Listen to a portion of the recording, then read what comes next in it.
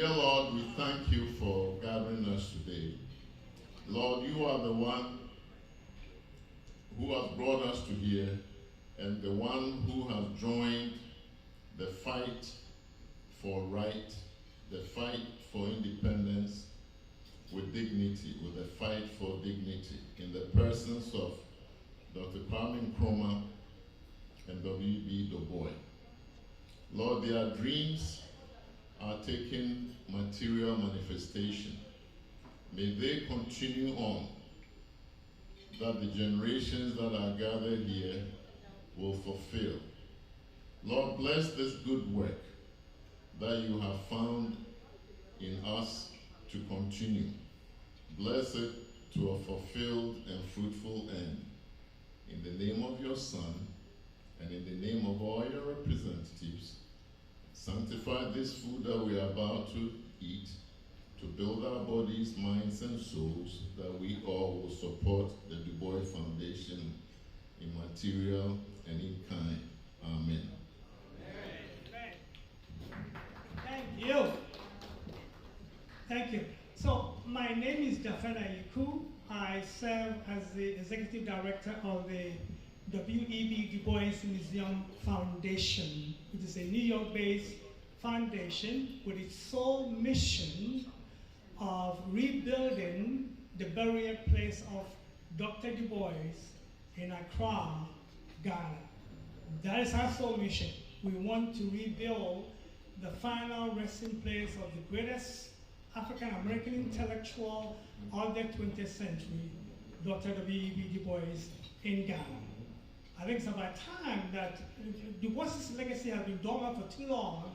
I think it's about time we revive and promote his legacy. So I'm very happy to have all of you here this afternoon. The President of Ghana was supposed to be here.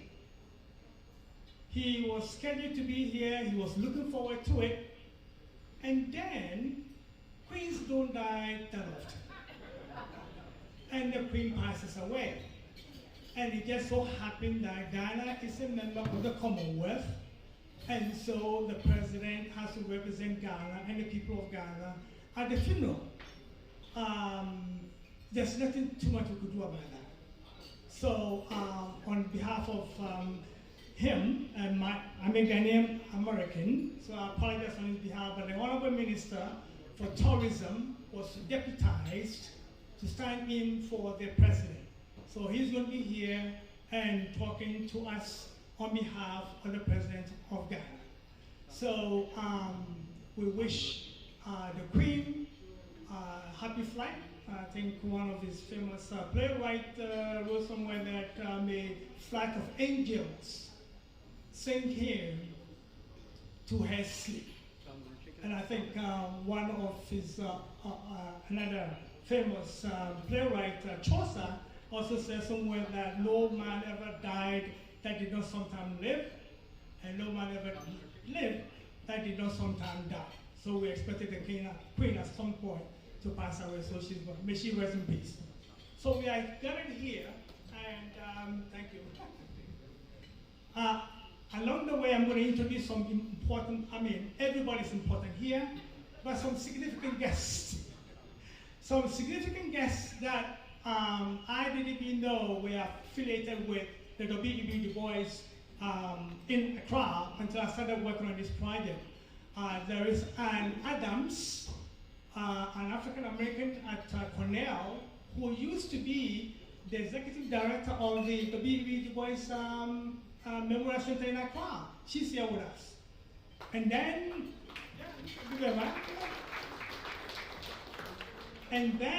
I also found out that in 2008, Library of Congress sent someone to Ghana to look at the conditions of Dr. Du Bois's books collection. There are some pictures on the wall that we took just to show you the condition of some of the collections that, that Du Bois took with him.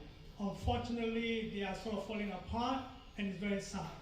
But I found out that in 2008, Library of Congress, at the urging of Congresswoman Barbara Lee, sent someone to assess the condition of the books. he wrote a big report, and nothing came out of it. So in the course of my research, I said, wait a minute, I called Library of Congress, I've been working with them. I said, is the gentleman available? He said, yes, the gentleman is still on staff. I said, well, can we get him to go back to Ghana? Under funding from the Mellon Foundation, who are helping us tremendously, which I'll talk a little more about. So the gentleman is here. Alan, where's Alan? He's here. He went to Ghana for the second time. For the second time to take a look at the books. It's incredible. So anyway, there'll be more people that I'm going to be introducing. So at this point, I would like to give the mic to our chairman, Mr. Daniel Rose. He's the chairman, founder of the W.E.B. Du Bois Museum Foundation. He's just passionate about trying to get something done for the burial place of Dr. Du Bois. He's going to give us a formal welcome address, and then we'll proceed on to other matters. Dan?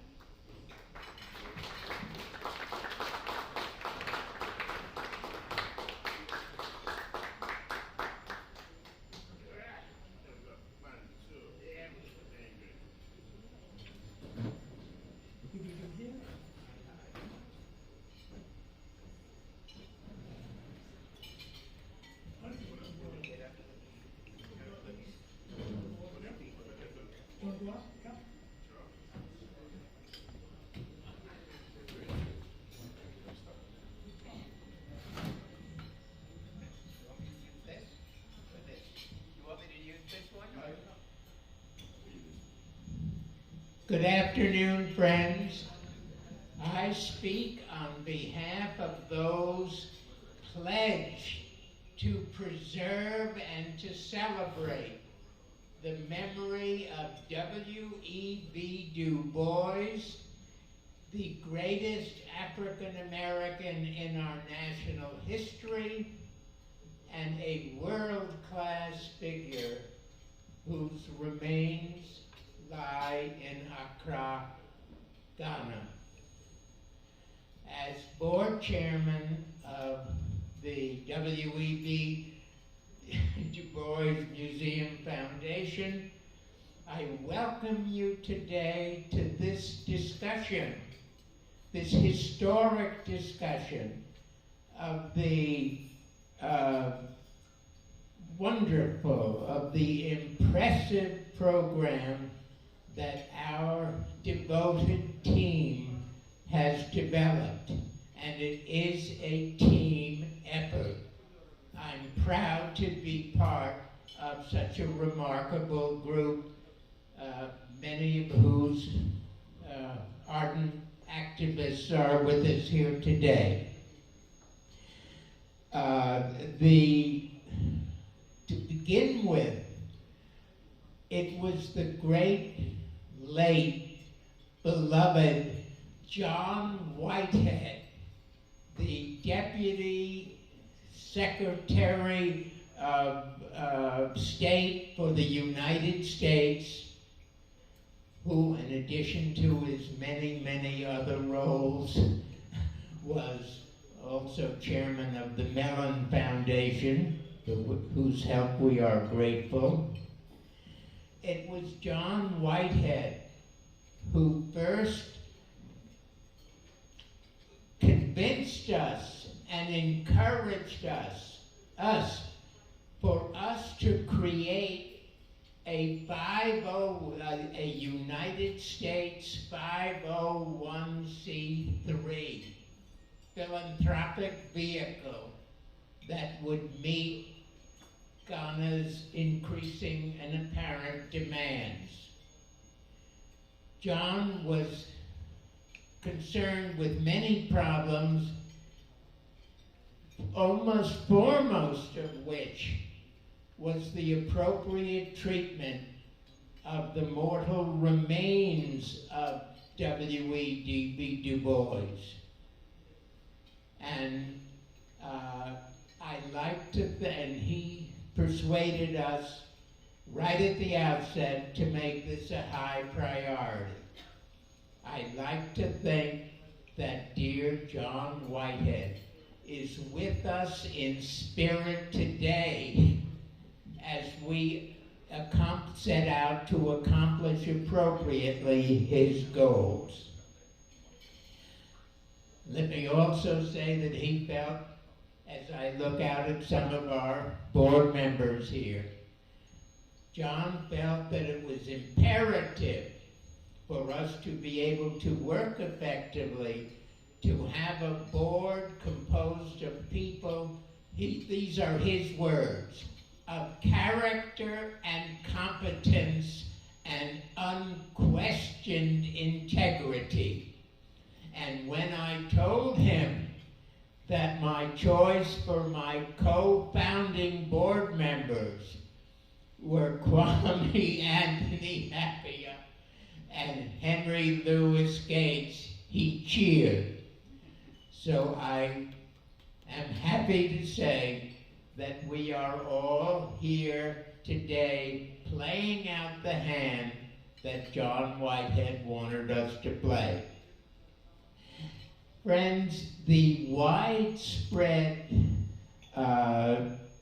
ignorance of history and widespread semi-literacy, the unconsciousness of the past and the bewilderment about the future make our activities of supreme importance.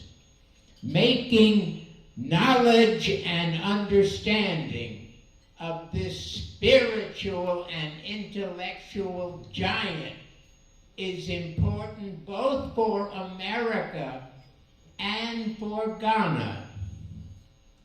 Now, Du Bois inherited the mantle of American leadership from the great Frederick Du Bois, the great abolitionist, another major American hero.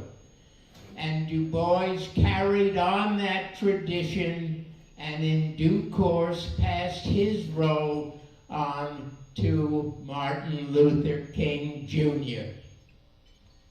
At the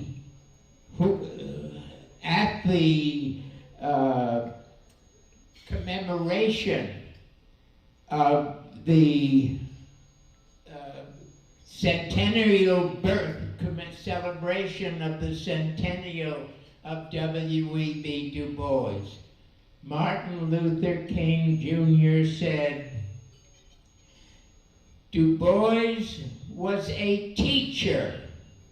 He would have wanted his life to teach us something about the continuing task of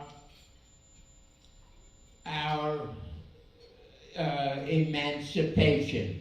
Continuing task. And that task was based on a shared vision of freedom, of equal rights, and human dignity. Freedom, equal rights, and human dignity was the mantra, was the vision that they shared and articulated and worked for and tried to communicate. And we are trying to carry on in that spirit. Now, in Du Bois,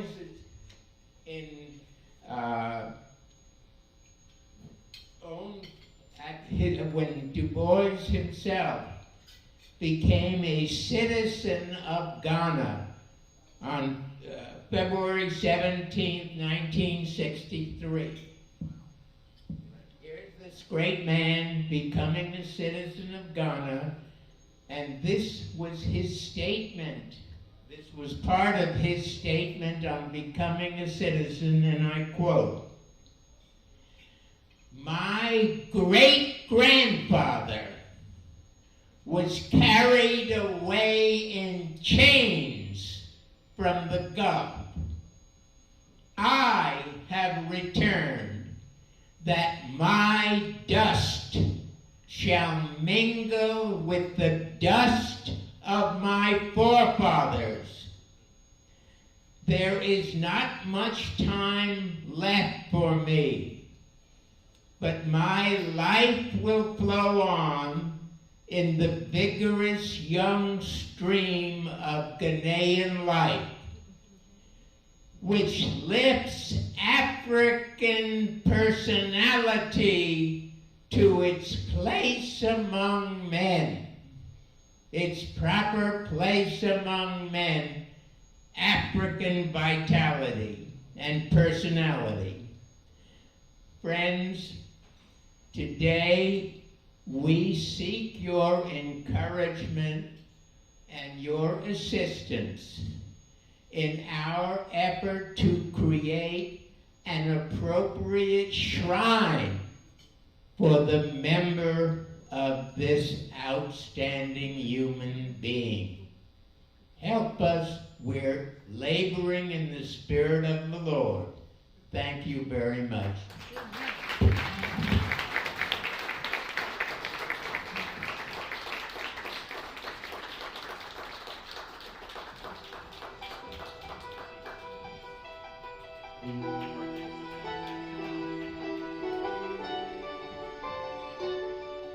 William Edgar Du Bois, the eminent African-American, was born in Great Barrington, Massachusetts on the 23rd of February 1868. He was born into a family free from slavery and a community where racial discrimination was not much of a problem. In 1885, Du Bois left home for Fisk University, Nashville, Tennessee. During vacation, Du Bois taught the disadvantaged blacks in rural Tennessee. He graduated from Fisk in June 1888 in philosophy and social sciences. Du Bois won the Greenleaf Aid to study at Harvard University. In a class of about 300, only 3 were black. Du Bois graduated from Harvard University with a master's in philosophy, economic, and history in 1890. In the fall of 1895, Du Bois got his doctorate degree in history and government from Harvard University. He thus became the first African American to receive a PhD from Harvard University. On leaving Harvard, he was appointed professor of classics at Wilberforce University, Ohio. He left in 1896 for the University of Pennsylvania, where he turned to sociology, becoming the first African-American sociologist in the United States. In 1897, he was appointed Director of Negro Studies at Atlanta University, Georgia. He published several sociological research studies. In 1900, Dr. Du Bois participated in the Negro exhibition at the Paris World's Fair. He displayed his research findings on graphs, tablets, charts, and other forms that could portray the facts at a glance. The impact was fantastic, and he won a gold medal.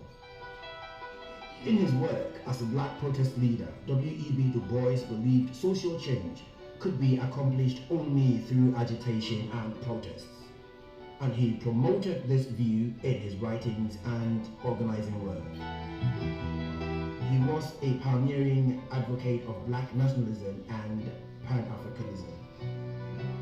Dr. Du Bois therefore saw the need to widen the scope of his work from the national to international level, to let the plight of blacks be heard in the international community.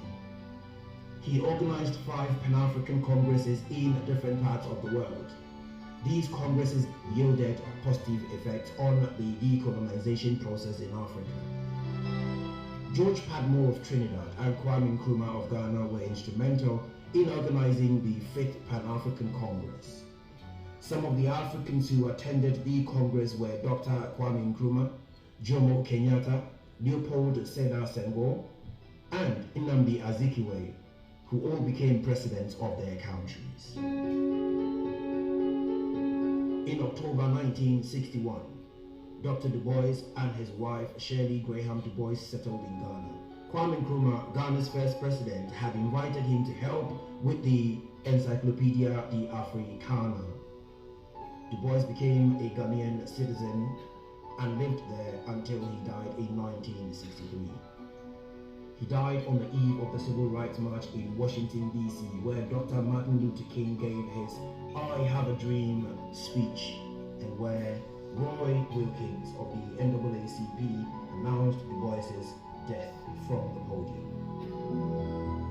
Du Bois's final home, a sleepy bungalow in a leafy enclave in Accra, Ghana's capital, still stands.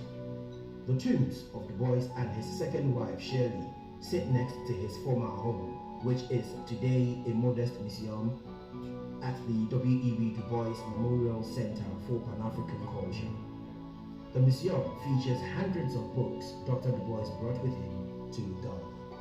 The W.E.B. Du Bois Center will be rebuilt into a world-class museum befitting the legacy of Dr. Du Bois as the most significant African-American intellectual of the centuries.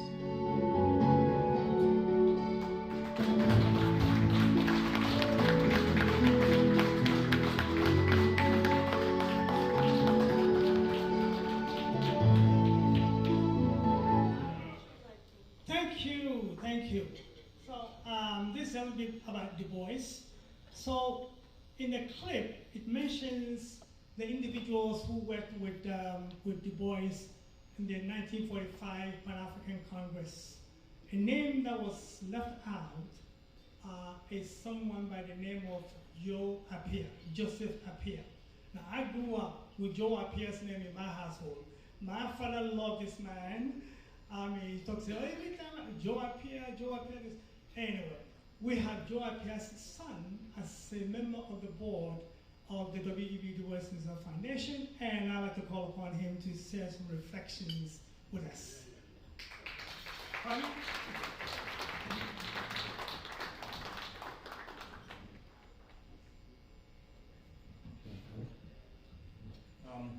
Well, thank you very much, Jafet. I'm delighted to be part of this project. It's an amazing and exciting project. Skip Gates and I went to the site in Accra, I don't know, 30 years ago, for the first time, together to lay a wreath on Du Bois's grave, and we have been trying ever since to see what we could do to help. So this is a long-term thing that has been long.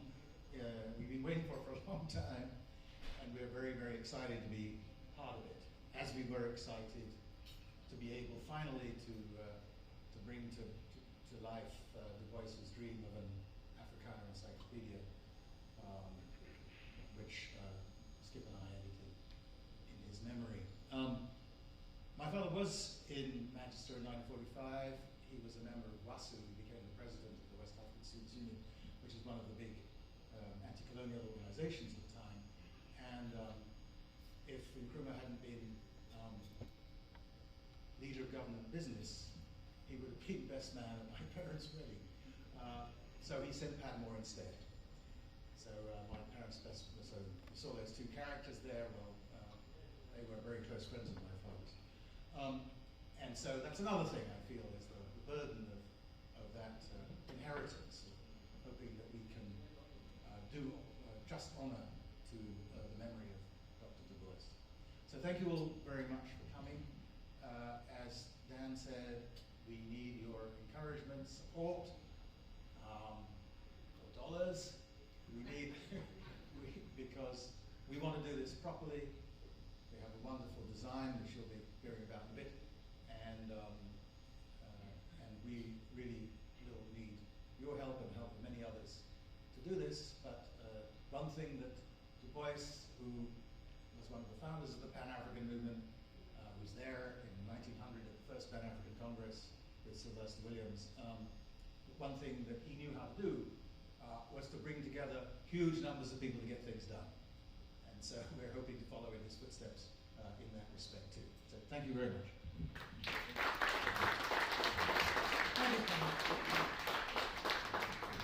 Thank you. I'd like to recognize people as I go along.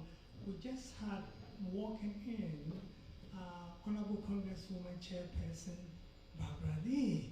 We are so and proud to have Now, this is her second event with us.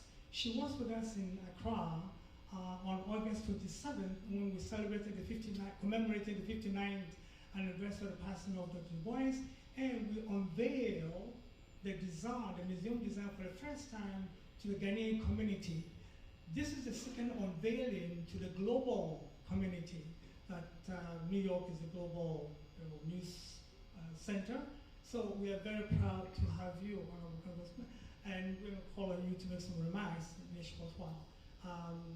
So again, this is an awareness event, unveiling of a museum that we've been planning and working on for the past several years. In 2019, the first time we mentioned it to President Nado, he embraced it. He said, it's a terrific idea. Go ahead and work on it. And then it so happened that Skip Gates is a friend of Sir David Adjaye. So when it came time for choosing an architect, it was a no-brainer.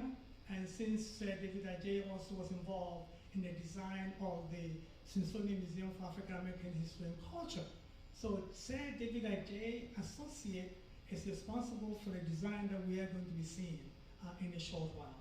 So we're very, very excited. Again, I'm hoping that when we leave here, you can share this wonderful museum idea with your friends and friends and friends and friends, so that when we launch our capital campaign, which we're going to do pretty soon, all of you will come and support us in so many ways. So I call on one of all the board members, the only female on the board. She always says that, but she's dynamic and a good friend of mine as well, and a sister of mine, and my boss as well, Nana Deborah Rose.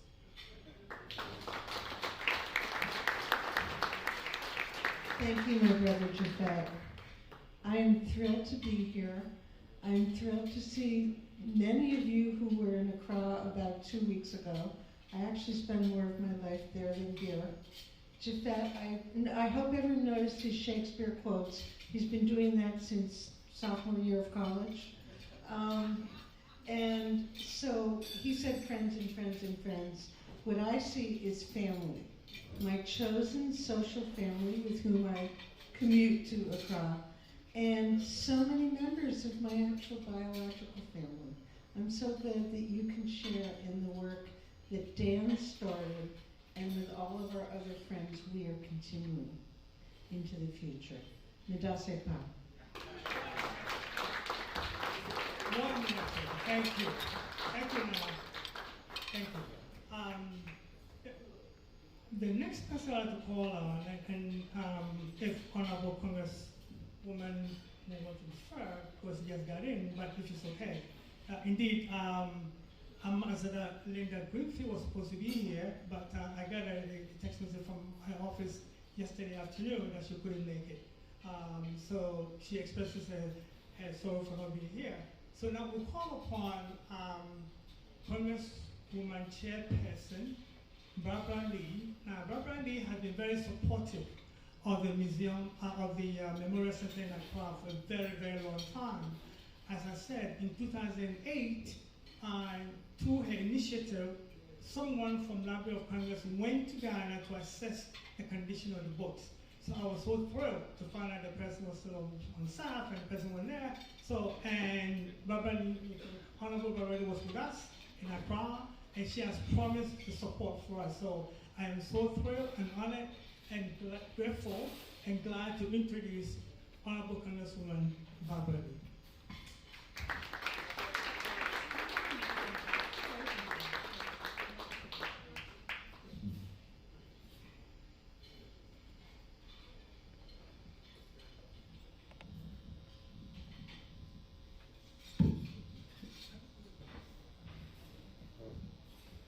Well, good afternoon.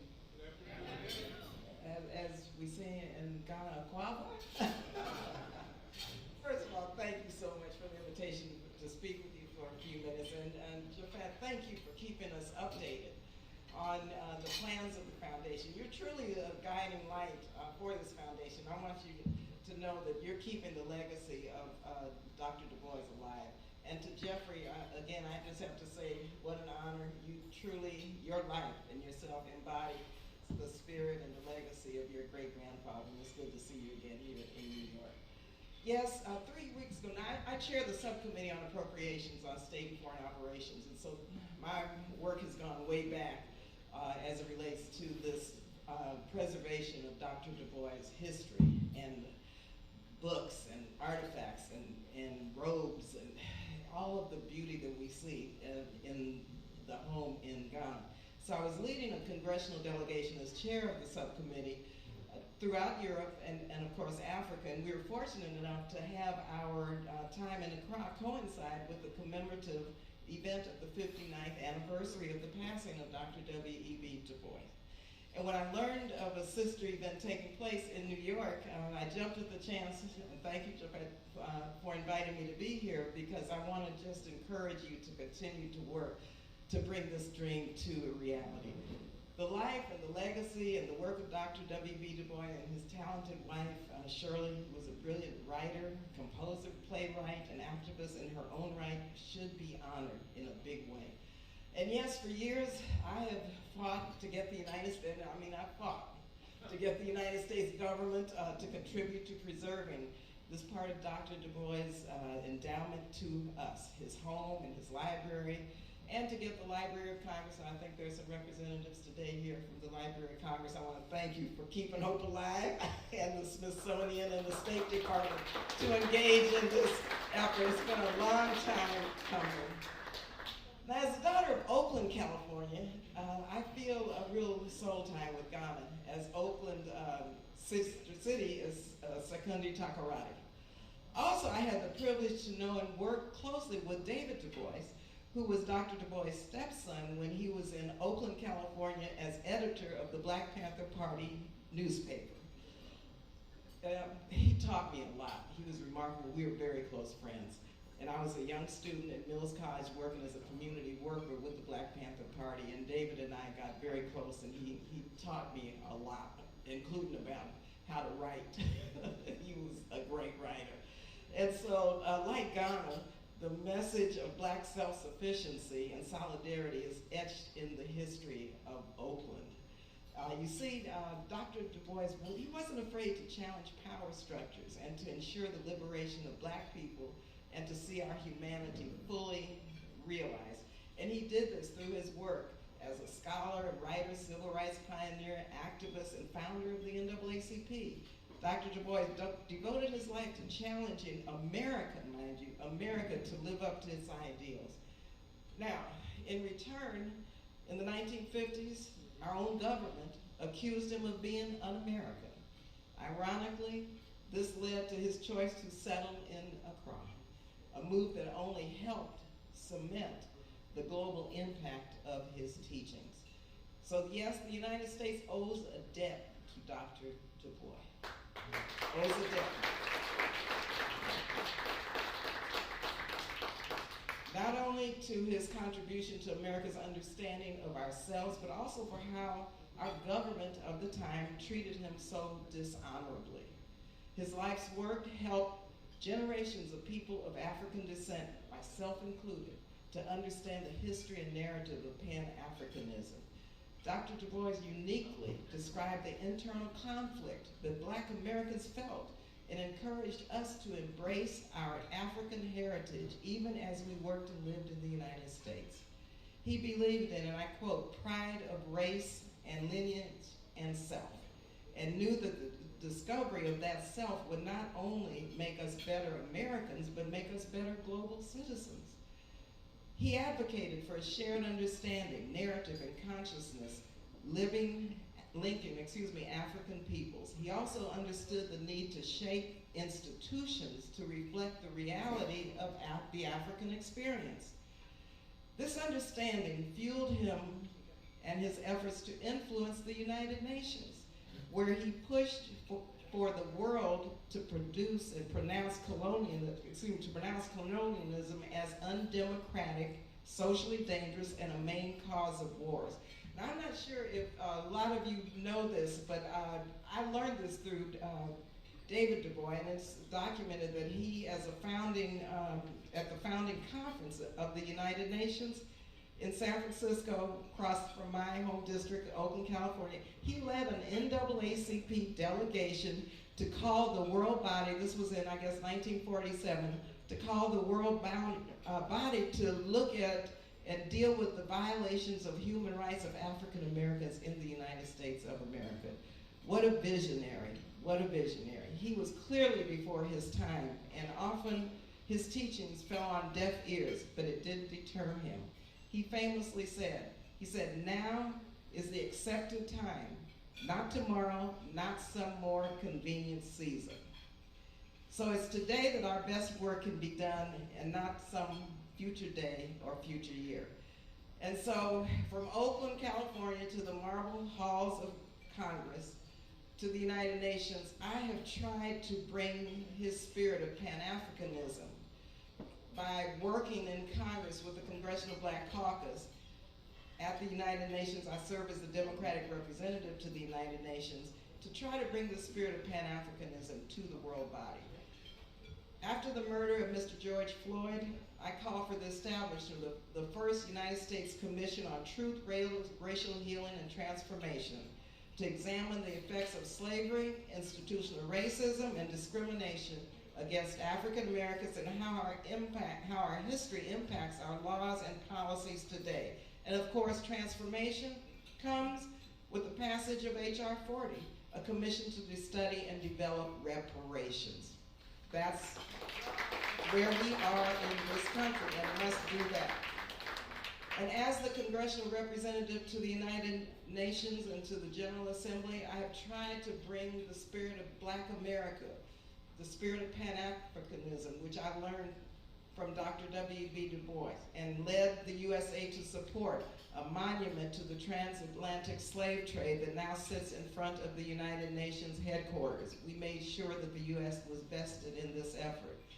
I also went forward and established the Congressional Black Caucus Institute as an accredited observer NGO at the United Nations Economic and Social Council, because now is the accepted time, not tomorrow, for the spirit of Pan-Africanism connecting Black people in America to the African diaspora. And so I'm very proud of the Congressional Black Caucus Institute, and I'd like for you to know that that's an area, an organization that will be working with you as we move forward with this important project.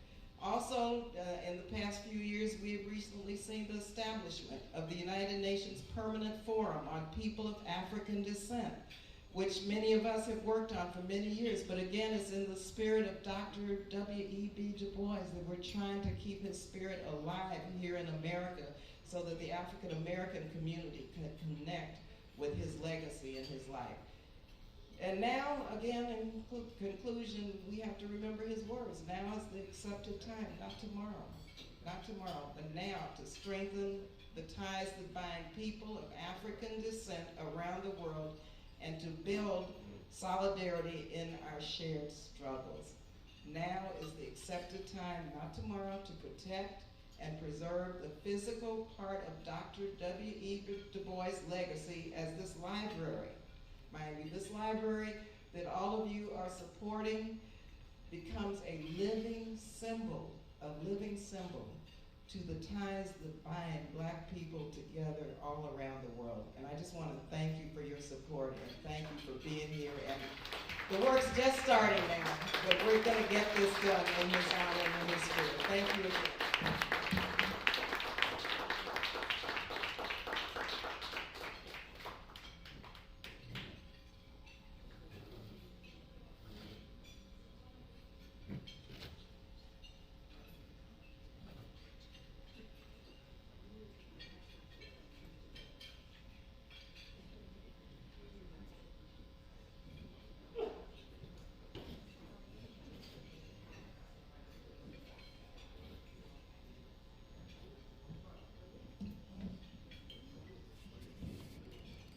So thank you very much, Congressman Adjaye. I'm looking forward to working with your office and the whole delegation in Congress. Ladies and gentlemen, Your Excellency, I have to tell you, I have died 1,000 deaths since yesterday. I have died 1,000 deaths since yesterday. This program was printed in Ghana because the project is in Ghana, and I want to make sure that a lot of the things are done in Ghana. Well, there was a name that was spelled wrong, and it was pointed out to me, and I just died. This is someone that I've been following for a very long time. I usually tell people that I met Dr. Du Bois at the age of 13. And they go, huh? How do you meet Du Bois at 13? Well, I met Du Bois at 13 in my high school library. I went to the school library and picked up a book. The book that I picked up was a red-covered book. And I looked at the title, Souls of Black Folks. At 13, from a typical Ghanaian home, it was a difficult book to read. But I was able to memorize the first paragraph.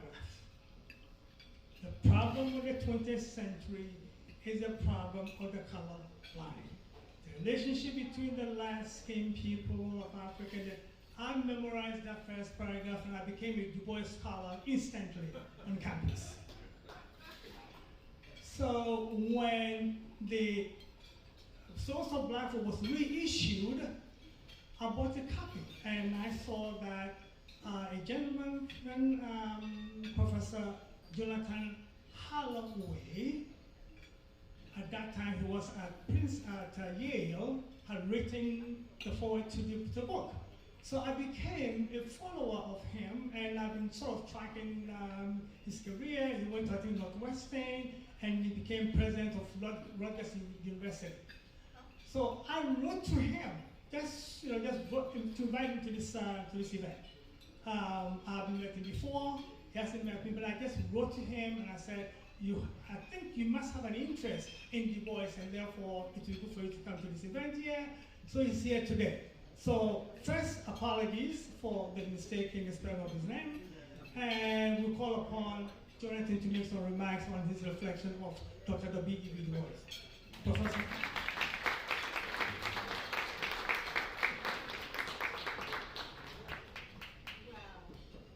Good afternoon, everybody.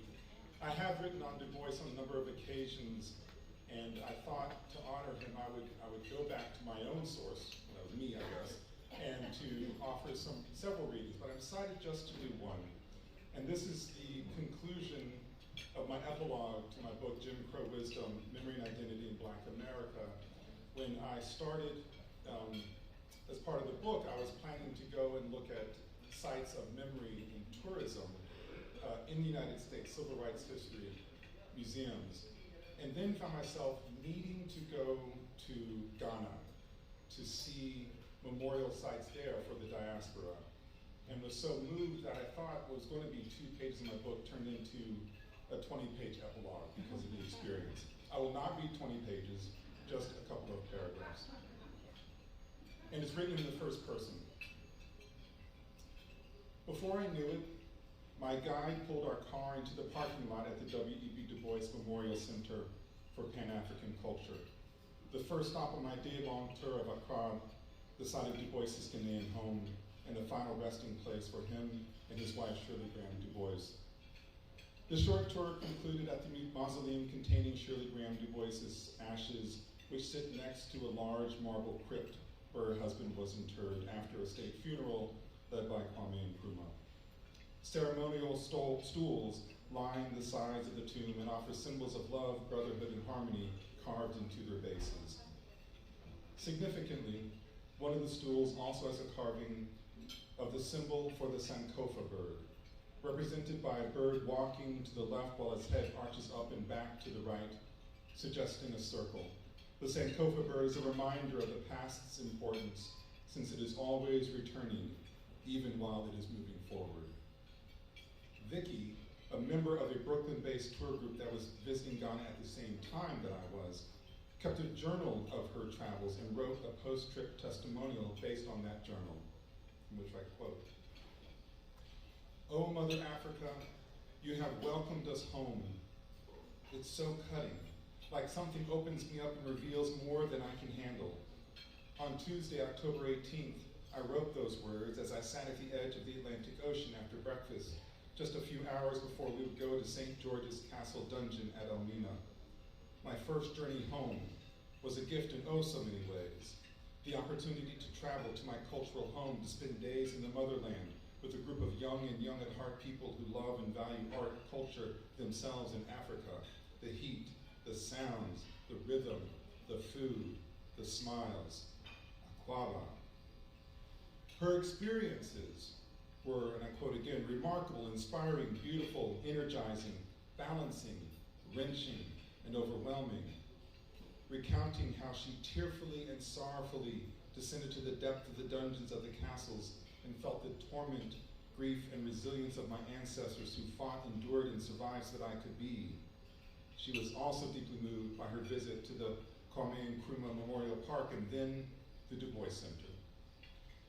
The visit to Du Bois's home was particularly affecting. She said, walking where he walked, seeing the books in his library, and being able to sit on a stool at the foot of his tomb was surreal. As I stood at the case displaying his teacups and began to cry, I had to stop myself for fear that if I released, it would take too long to come back.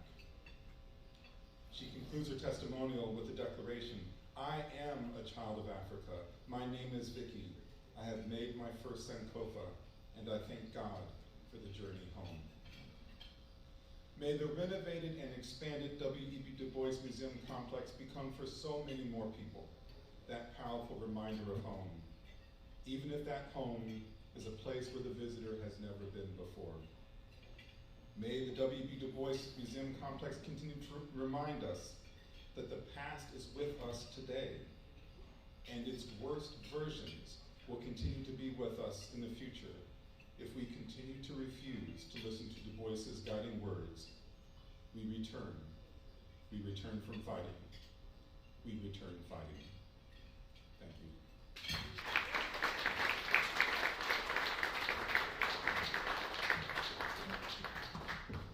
Thank you very much. I think we will eat and then get back later to more speeches. Thank you.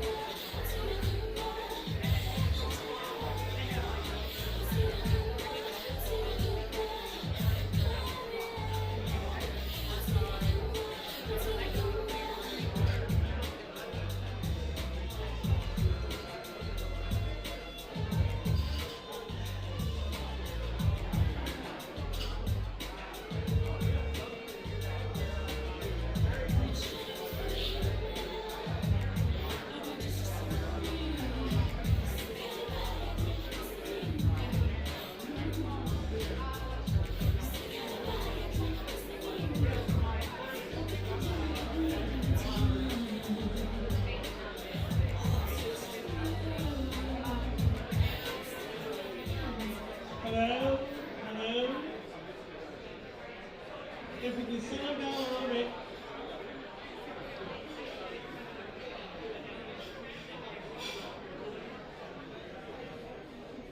Ladies and gentlemen. We can settle down a little bit. We got a couple of more remarks to hear, and then we'll have the official unveiling of the museum design. At this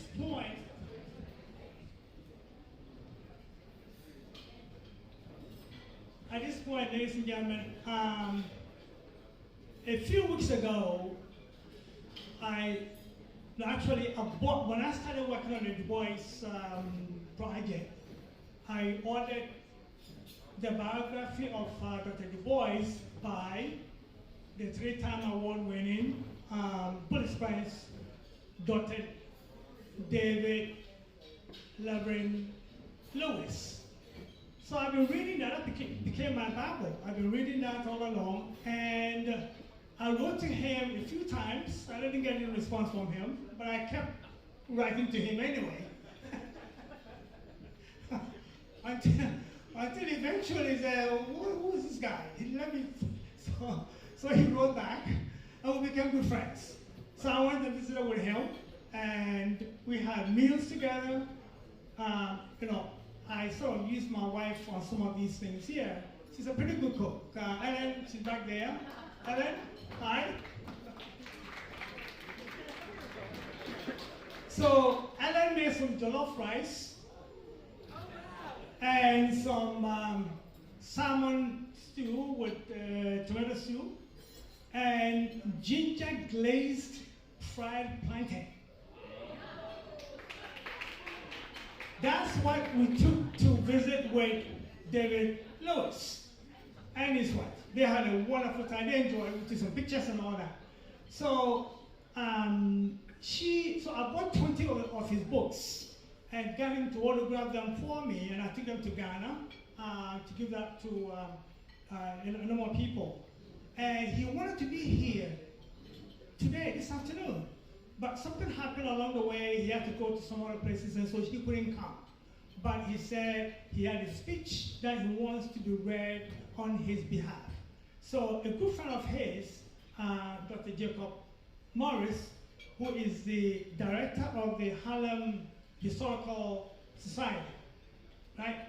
Yeah, a good friend of his. In fact, I wanted to meet David Lewis to him. He couldn't get me any close to him anyway. But anyway, David, this is for you.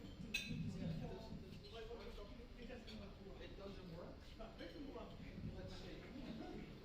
Oh boy. No, this, okay. All right. I'm honored to be here to speak for one of my very dearest friends, Dr. David Lewis. The irony is that David and I met. He was still the chair, an endowed chair at New York University, and I knew, of course, that he had written. Let me turn this off.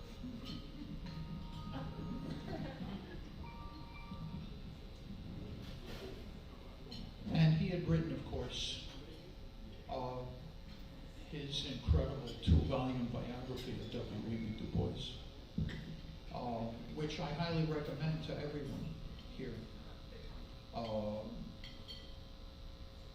And when I read it, I was like, this gentleman who wrote these 2 volumes, which, by the way, David is the only back-to-back winner of the Pulitzer Prize for biography in American history, and it's of W.E.B. Du Bois. The Story of a Race and an American Century, those were the 2 volumes. And I called him. I'm the director of the Harlem Historical Society, and had gotten an avenue, Bradhurst Avenue, in Harlem, named after W.E.B. Du Bois. And I called him up out of the blue, and I said, you know, we got this avenue named after W.E.B. Du Bois in Harlem, and I would like you to be the keynote speaker for the ceremony. And so that's how it happened, and he was the keynote speaker. He gave a fantastic speech. It became a collector's item, a story about how W.E.B. Du Bois moved all around these different locations and residences in Harlem in the vicinity of Bradhurst Avenue, which is now entirely co-named after him. And you know, it occurs to me that some of the people here might like to buy copies of the street sign from the Department of Transportation of New York City as a collector's item, and to raise money for the museum. You know, given that, let me read David's wonderful, wonderful and personal remarks.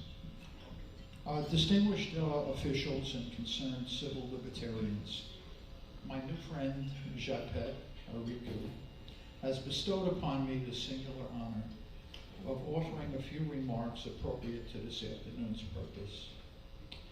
To be sure, it were far better that I had been able to be with you in person. I ask your pardon.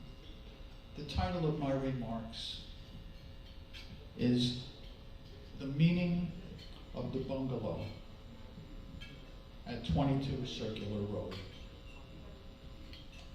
On July 1, 1960, the Du Boises, the doctor, and Shirley Graham flew to Accra for the ceremonies establishing the Republic of Ghana. Du Bois's refusal to sign the State Department's non-communist affidavit had prevented him from celebrating Ghana's independence in person 3 years prior. In the intervening years, and during his 1958 state visit to the country, Prime Minister Kwame Nkrumah had continued to urge Du Bois to relocate to Ghana, where the governmental resources would be placed at the great Pan-Africanist's disposal in order to produce the long-envisioned Encyclopedia Africana, which was, by the way, Du Bois's lifelong dream to produce that the right way. 34 years after first feeling the Liberian earth under his feet, Du Bois returned to the continent, not as an honored token of the almighty United States of America, but the honored and greatly moved guest of a virile Black Republic headed by a disciple. George Padmore had died in Accra only a few weeks too soon to enjoy that historic moment with Du Bois. There was an opportunity for only one or two discussions with the president during the 6-week sojourn. Ghana was sending its crack infantry regiments to the former Belgian Congo, and Nkrumah was huddled with Patrice Lumumba in the Flagstaff House. But Du Bois spoke insistently when his hour with Nkrumah came of the need, which continues, for a well-endowed social science apparatus dedicated to Pan-African programs.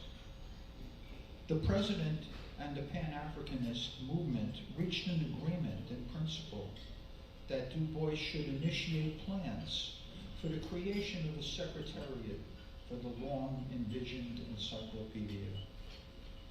The Du Boises returned to the United States, thrilled by the understanding with the head of state.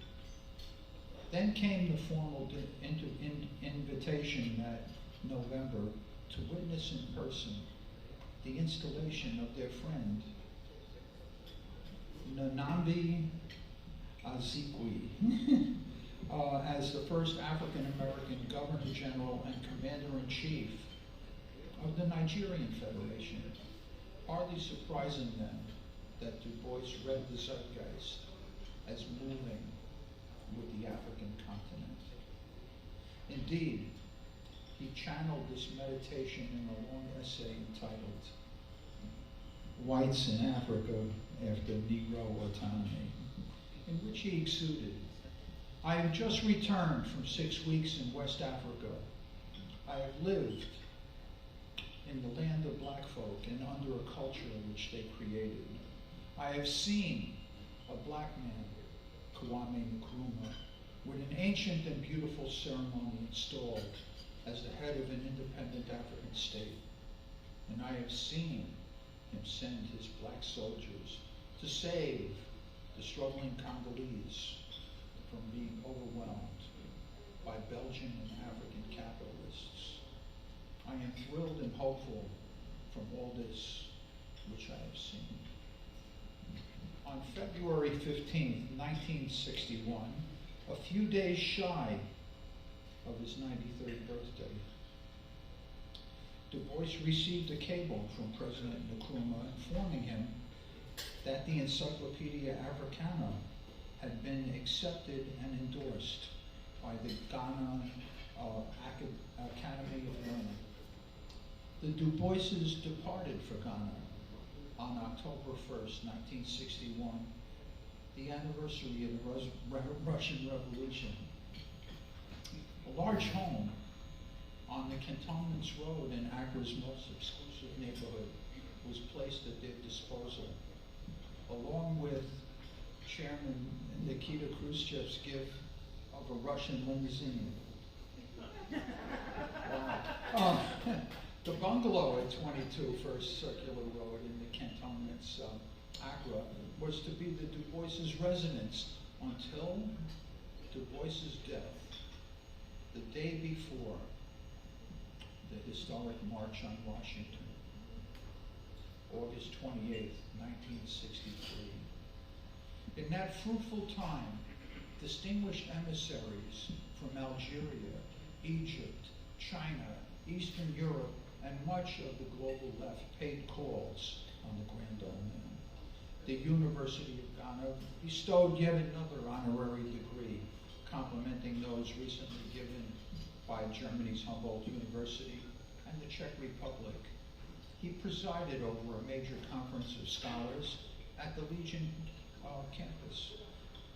And on the 23rd of February, 1963, his 95th birthday, he received Ghanaian citizenship that substituted for the American citizenship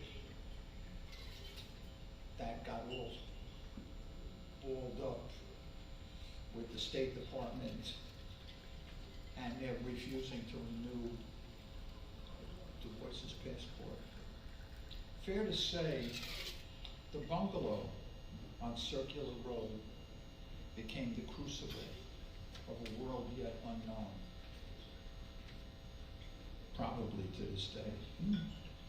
Du Bois shaped and launched upon a rising tide of 20th century nationalism, the idea of solidarity of the world's darker peoples, of the vanguard role destined to be played by Africans in the diaspora, of the destruction of European imperialism.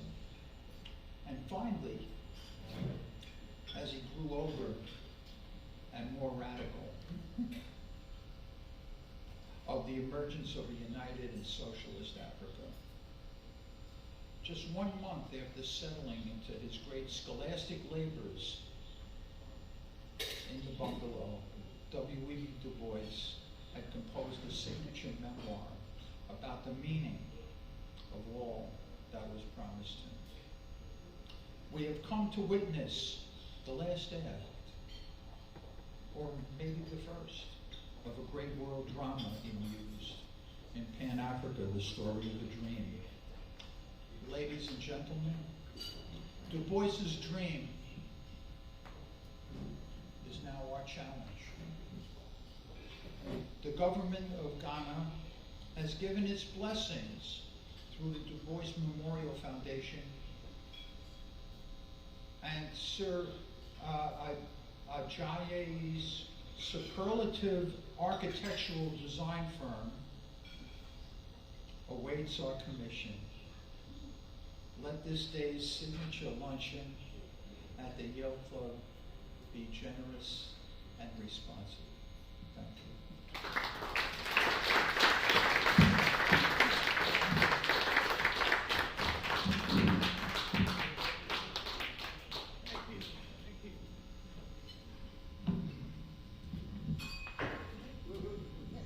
Thank you, sir. Thank you very much. And, you know, the voice, I know of two great-grandchildren, and one of them I've been corresponding with, well, both of them actually, I've been corresponding with them for a while, and one of them joined us in Ghana for the 27th August commemoration. Nice young man, and we love very much to have him. And he's here today. He came all the way from Houston to share this occasion with us. And so I call upon Jeffrey Peck, the great-grandson of W.E.B. Du Bois.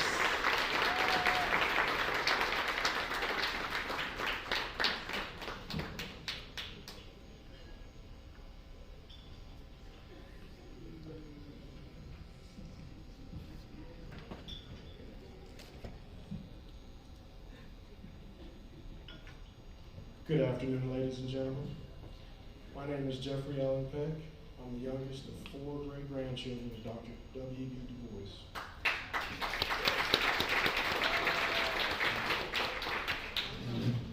My mother is Yolande Du Bois Williams, known by us as Du Bois. She was his only grandchild. Mom loved to share stories about her grandfather, and I loved to hear the stories. I have been traveling in my great-grandfather's footsteps for many years, and the journey has been very exciting.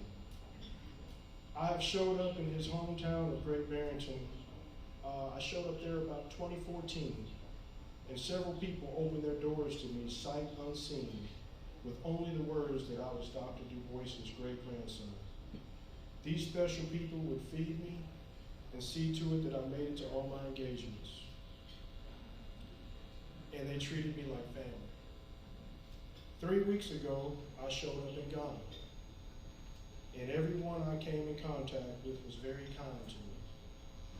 They rolled out the red carpet for me, and based on one common denominator, I was the great-grandson of Dr. W.E.B. Du Bois. Dr. Du Bois has been gone for almost 60 years, but yet he still carries great respect. Some may ask, why? The answer to the question is very complex. He spoke out when it wasn't very popular to speak out against racism and unfair acts against people of color. He cared about all people of color worldwide. He was the ultimate humanitarian. He devoted over 75 years of his life speaking on behalf of men, women, and children who couldn't speak for themselves. He believed that every human being should have a clean place to live, healthy food, and a quality education, and equal civil rights. This is partially why 60 years later, his name is still carrying weight. People like Dr. Michael Moran, Japhet Ayuka, and Dr. Deborah Rose, and Jonathan Wisner, to name a few, are devoting so much time to their effort to having a world-class museum built in honor of my great-grandfather in Ghana. In closing, I have said many times that Great Barrington is home to me because it was home to Dr. Du Bois. I must add, Ghana, too, is also home to me, since it is my great-grandfather's final resting place. Yeah.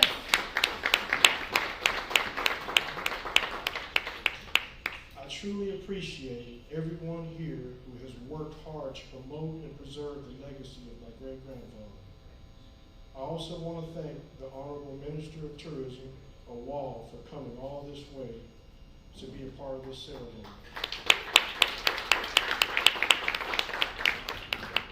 I don't know all the names of those who have traveled here, but I extend a thank you and I appreciate all that everyone has done. God bless you all.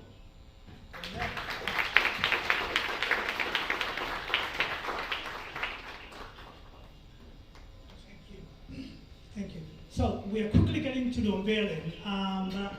This is projects in Ghana. So we have a board member who traveled all the way from Ghana to share some perspective on the project. So I call on Dr. Humphrey Adjaye to share the Ghana perspective on this project. Dr. Adjaye?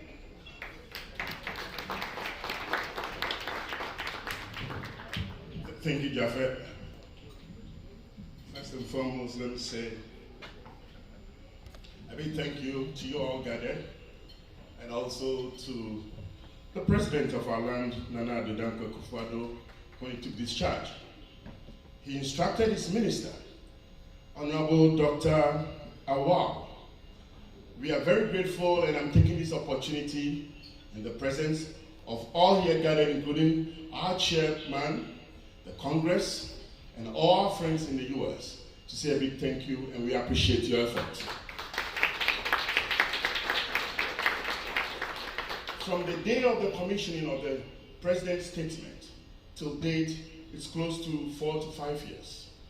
Traversing this path in the midst of a highly bureaucratic system, if you do not have the buy-in of a driver or a mastermind who appreciates the concept, you will be frustrated. And I can tell you, sometime along the line, engaging board members get frustrated about the whole project. But the gentleman in there, Dr. Awal, we say thank you, and in our country we say, Yadasi, baby.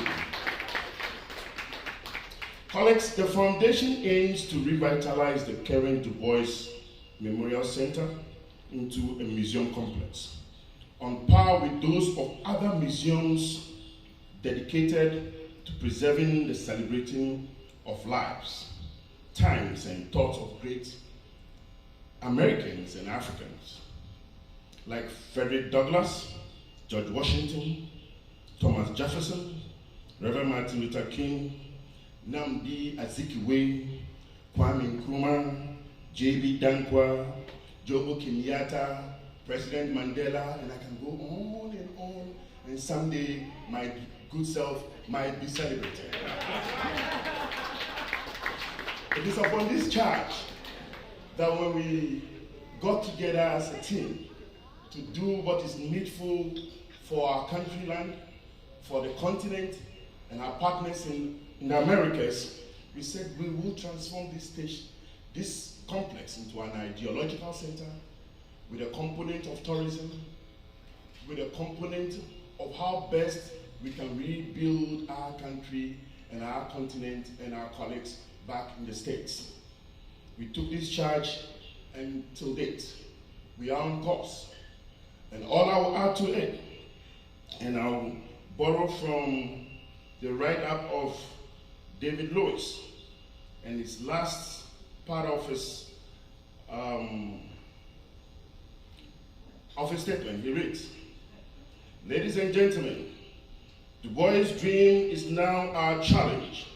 The government of Ghana has given its blessings through the Du Bois Memorial Foundation, animated by the dynamic Japhet Ayiku." Thank you, Japhet.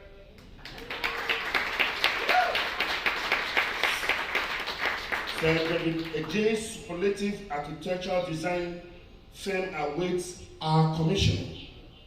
Let this day's singular lunch on at the Yale Club be generously responsive, and being responsive calls for support of all forms and shape, both in prayer and both in kind. And we trust that a couple of years from today, we shall be in Ghana to commission this project. We are grateful and we say thank you. God bless you. Thank you, thank you. So now we call on Adjaye Associate Pascal to come and sort of present the renderings and all the good stuff to us, and then we'll have the ceremony officially unveiling the design, and the Honorable Minister Awal will give his speech on behalf of the President of Ghana. Pascal. Good afternoon, everyone. Good afternoon. Woo, I'm so excited to be here with you all to do this prestigious unveiling of the W.E.B. Du Bois Museum Complex restoration and expansion.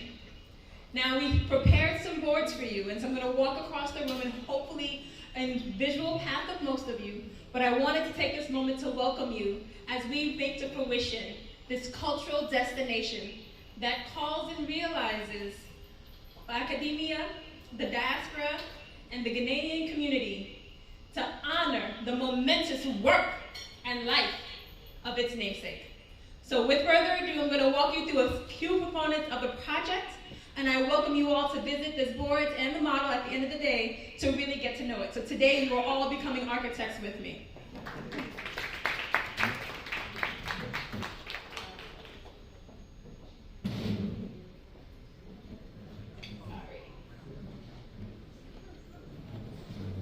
Getting some movement in the room. This is good. We've been sitting down. This is good stuff. Okay, so the complex is important, and it begins with the entry pavilion.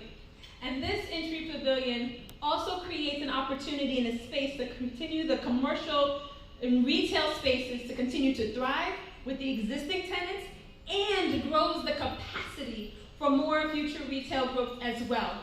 So it's really creating a financial opportunity for the reverse of the project. And not only is this the portal to the complex and the moment of Black excellence, it really starts to speak to the architecture of expansion and having programs that starts to reach into the community and have them know that this is a resource and learn about W.E.B. Du Bois. Then we have the Du Bois House, which is the living museum. In this structure, we're restoring it to give a multi-dimensional experience where we're recreating the spaces in which he lived and loved. This is critical so that all those who enter the space understand and start to identify not him just as a legend, which he is, but as a human, as an individual who changed the world, the power of the individual. And through walking through these spaces, it humanizes him, but also shows his strength and the pride in which he brings forth as the most prominent African American in this world, and gives us an ideology of African Pan-Africanism. Through this project and adjacent, we have the Memorial Pavilion. I'm going to move the easel.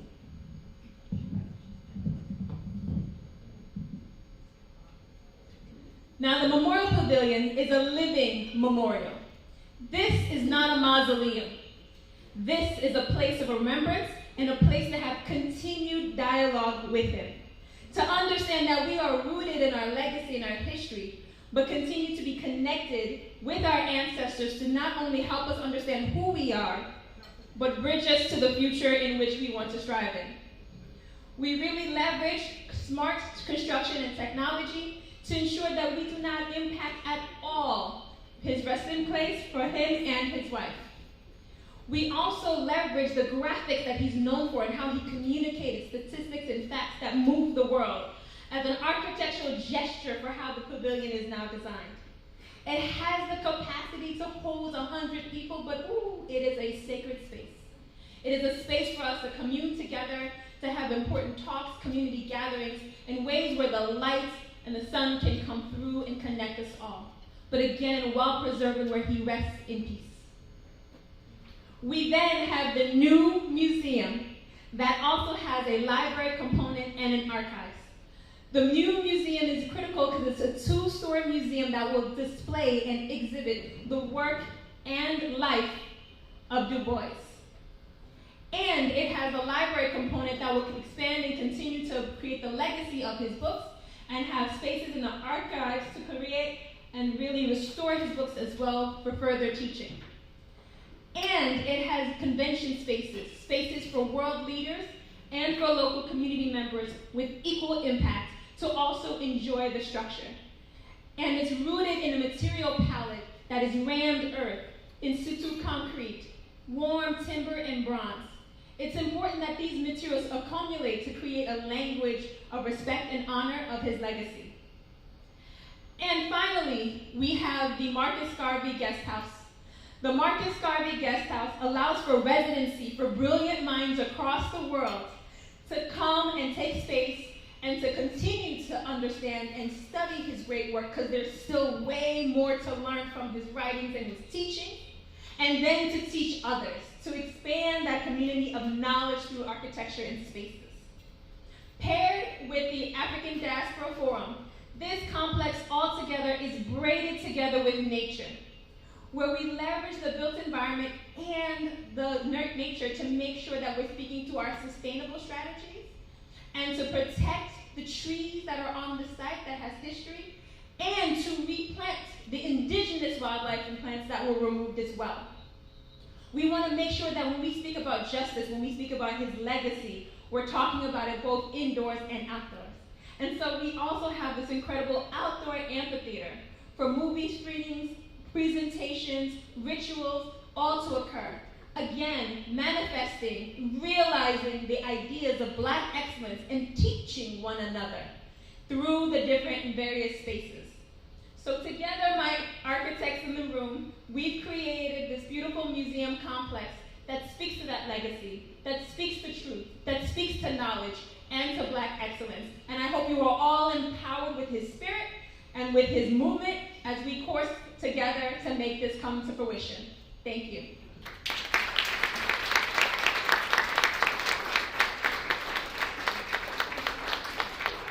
Now that you're experts, you can display on the screen an animation that will take you through and start to connect those moments.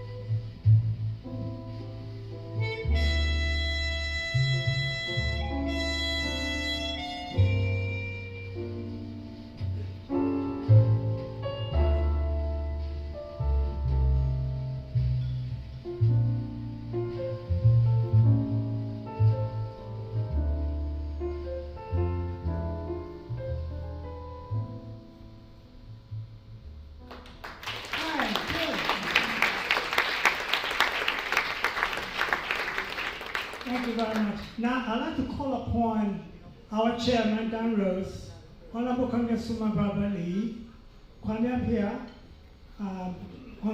Honorable Minister Awal, to come and collectively, along with Pascal, to do the unveiling of the museum structure. Please, over here. Mike. So we have to turn around a little bit. We'll sort of improvise a little bit.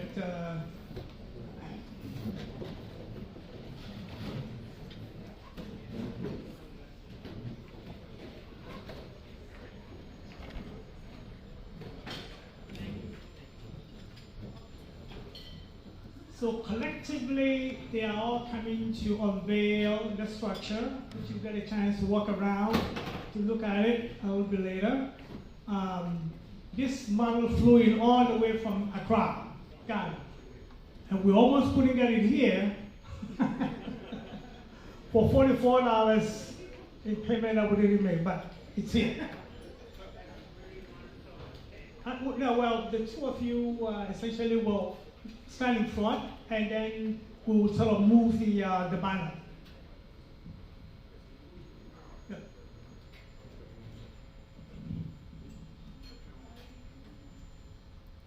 Okay, officially ready. 1, 2, 3. Oh.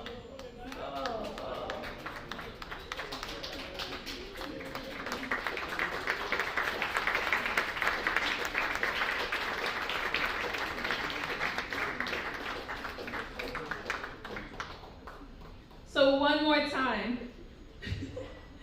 The entry pavilion that we talked about with the commercial component. The Du Bois House. The outside amphitheater with the tiered seating in the landscape. The living memorial. And the new museum building. Thank you, everyone.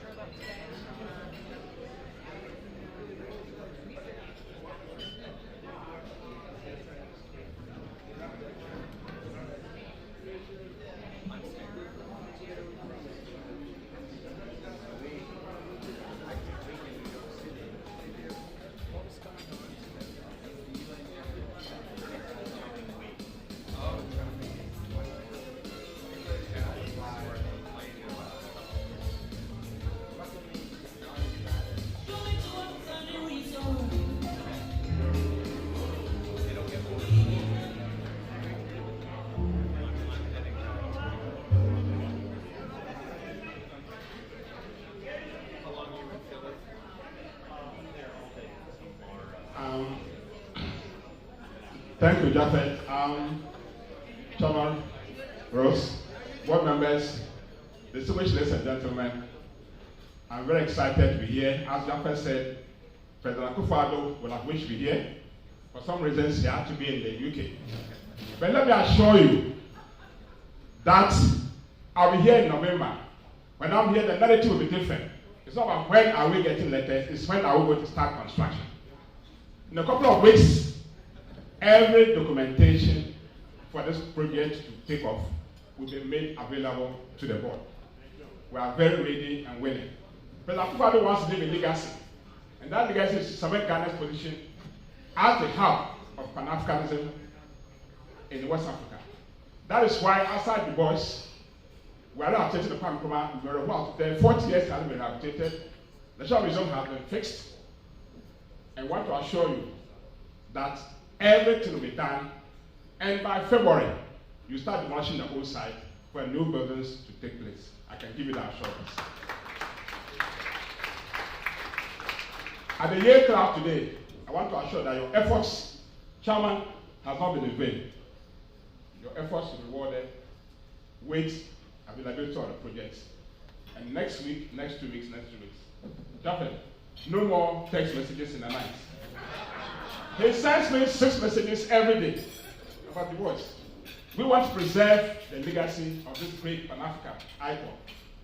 Part of preserving his legacy as a great Pan-Africanist, we also want to ensure that tourist attraction to the site is increased. So 5,000 tourist visitation every year. We want to make it 30,000 arrivals every year for our patron organization. That will happen. To make Ghana the hub of tourism. Let me thank everybody for our efforts to assure you that your efforts will never be in vain to come to fruition. In November, I'll be here to have a big party to celebrate the beginning of it. Thank you so much.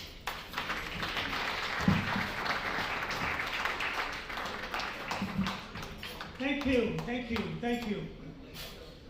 Some more pictures.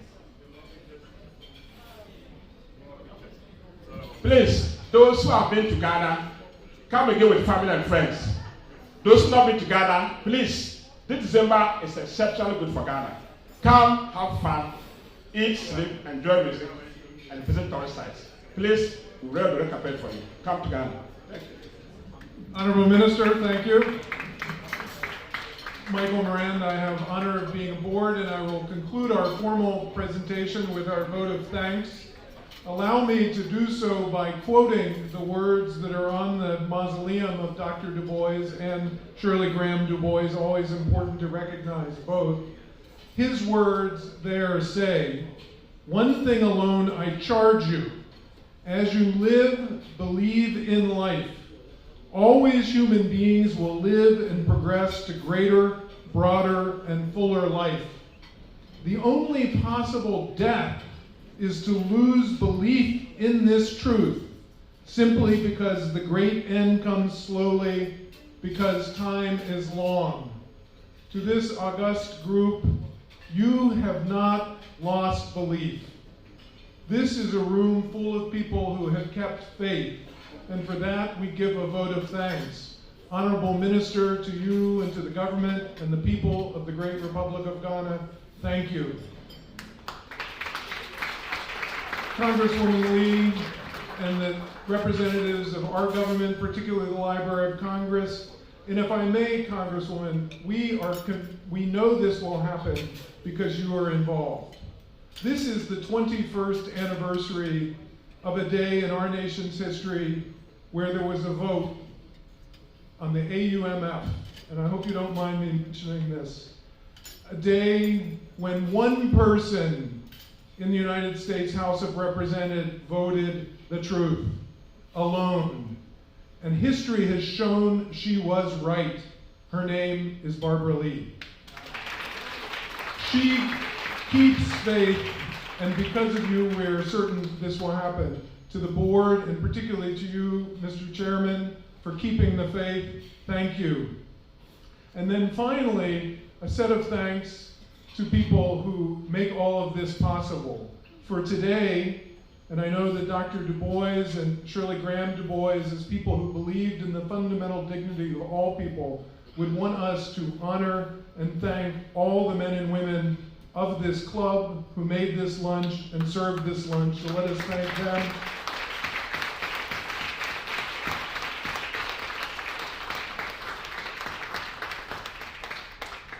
And then finally, our thanks to the hardest working. Please make your thanks loud enough to be heard in cantonments to Japhet. Thank you.